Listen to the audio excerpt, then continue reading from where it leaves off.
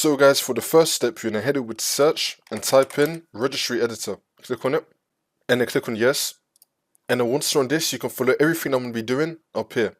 So first you want to expand history current user. Now you want to expand software.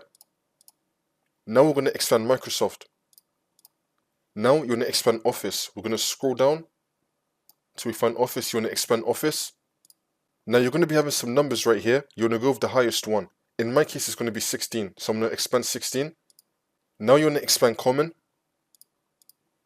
Now you want to find Identity. Here it is. You want to click on Identity. And now this will appear on the right side. Again, you can follow everything that I did up here. And now once you're on this, you just want to right click on the blank area.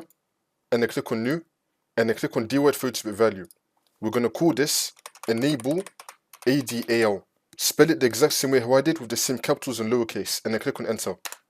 And now we're going to double click on this. Make sure that in this box right here, you have the number 0. So in the value data box, you have it on the number 0. And then click on OK. And then once you've done that, we're now going to right click on the blank space again. And then click on New. And then click on DWORD 32-bit value. We're going to call this one Disable ADAL Laptop WAM Override. Make sure they use the same spelling, capitals and lowercase as I did. And then click on Enter. I'm going to make this bigger so you can see it.